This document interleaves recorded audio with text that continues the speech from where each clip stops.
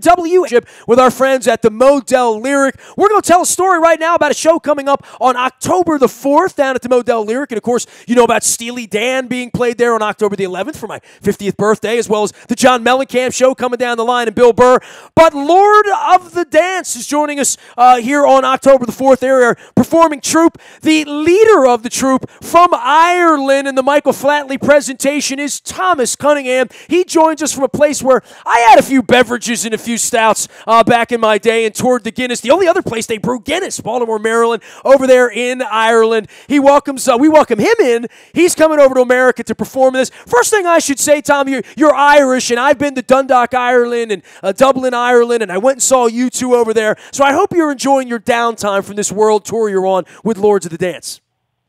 Absolutely. Thanks for having me, Nestor. Yeah, having a good time here, relaxing before we head off to the States.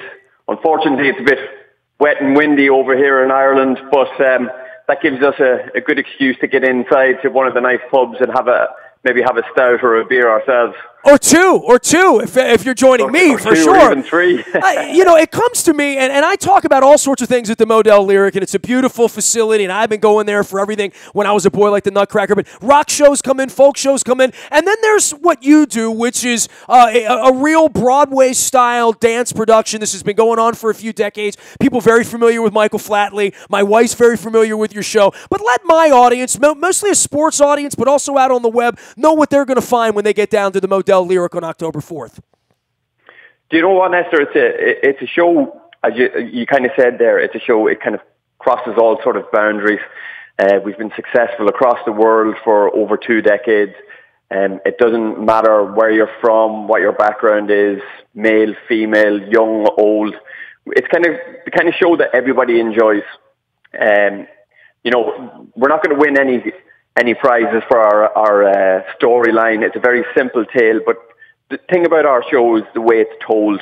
It's the power behind the way the story is told, between the dance, the Irish dance, the music. We've got a world-class set, lighting, and, I've never seen anybody leave the theatre after a Lord of the Dance show, and I've been with the show for many, many years without a smile on their face or their toe tapping and, kind of almost up out of their seats at the end of it.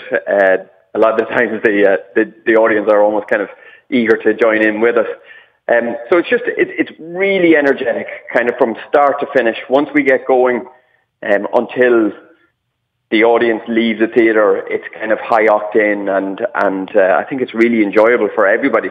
Tom Cunningham is our guest. He is the Dark Lord in the presentation of the Lord of the Dance Dangerous Games. This is coming to the Modell Lyric on October the 4th. I've seen the videos, right? I mean, it's very easy to Google this. How much does what you wear when you're doing this performance, how much does that thing weigh? It looks incredibly challenging. We talk about athletes and wearing football equipment and that sort of thing and maneuvering around, but you do this every night. What does all that stuff weigh?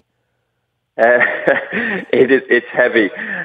Believe it or believe it not, the very first prototype we put together, I mean, you can see from the clips, it is pretty cool. It even it lights up. It is pretty intense looking. It weighed 13 kilos was the initial one. So I don't know what that is in pounds. I think but it's well over 30 pounds. Maybe even approaching 40. So it's a pretty heavy piece of kit. Thankfully, we've made some adjustments, and the second and third versions that we've had come in a little bit lighter. But it gets pretty sweaty in there.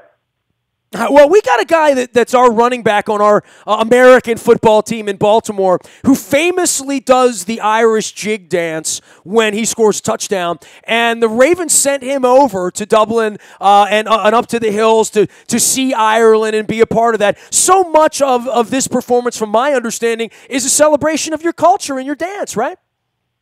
Definitely.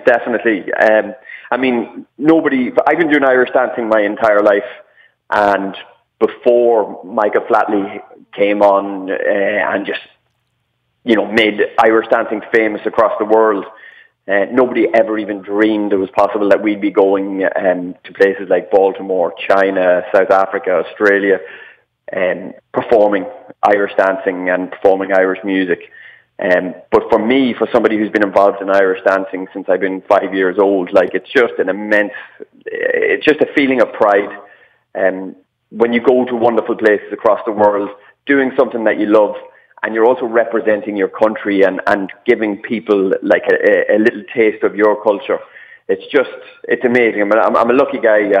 I love what I do, and that's one of the reasons I love what I do, because I love bringing that little piece of Ireland to places all around the world. It's great to have Tom Cunningham on. You can find him out on the internet anywhere, the Flatley Lord of the Dance Troupe, and they're coming to Baltimore October the 4th at the Modell Lyric. You can go to Modell-Lyric to buy tickets, learn more. If you are unfamiliar with this, and I'll be honest, Tom, I was a little unfamiliar. My wife's like, oh yeah, that's the Irish dance thing with Flatley. Well, Michael Flatley and his background, and as you've pointed out, that name goes along with everything that happens here. Give me a little background on him and tell me the story of Michael Flatley. Basically, Michael Flatley, who's born and raised in Chicago, but obviously parents are both of Irish descent, and he's the first American ever to win the World Irish Dancing Championships, which was obviously a pretty big deal. But he used to dance professionally alongside the Chieftains. I don't know if Chieftains are probably one of the biggest traditional Irish music. I've had a beverage with Patty Maloney in Cuba at the Bodeguita del Medio. So yes, I'm familiar with all of this. Even though I'm not Irish, I am from Dundalk, but we'll get to that in a couple of minutes. We'll talk about Dundalk, Ireland. But this is amazing that an American guy was involved in this, right? I mean, that's sort of the crazy thing on your side of the pond. That's it. Even before, Michael went on to be involved with Riverdance in the Eurovision Song Contest, they created a small 10-minute segment that just kind of blew everybody away. Went on then to help create Riverdance, the show, and then in turn, Lord of the Dance. But he just completely changed the landscape of Irish dance. I mean, Irish dance is just huge now, not only in Ireland, in the UK, in the USA, Canada, Australia. We go to places, like I mentioned before, China. They've got Irish dance schools over there. Taiwan, we're going to right before Christmas. They've got a huge interest in Irish dance and Irish culture. And it's all down really to, thanks to Michael, I guess, and what he created, the way he changed Irish dancing. I mean, he took it to like a level that people had never seen before. And, obviously in Ireland it exploded popularity, but also all across the globe. Lord of the Dance, Dangerous Games continues to thrill audiences. I'm reading from the press release here, Tom. Around the globe with its intoxicating mix of dance and music that fuses the traditional with the contemporary in a classic tale that showcases the exceptional talent of the cast. The show features cutting-edge technology, a giant radiant flat screen that spans the width of the stage, special effects lighting. This is a real Broadway thing you guys are doing here. I got to talk Ireland with you while I have you for a couple of minutes. So I'm from Dundalk, Maryland. I've only been to Ireland once. My wife had always wanted to go to Ireland, and when U2 was playing Croke Park last summer, we decided this was going to be the occasion. So we flew over, and we spent 4 days in Ireland. We drove up to Dundalk, and from what I understand, you are very, very near Dundalk, Ireland. So I have to ask you, we were treated like family in Dundalk, Ireland. I have a jacket from the Dundalk football club. We went out to the pitch where they played. A gentleman met me in a pub. I know you have a hard time believing that, and told me that he took my address.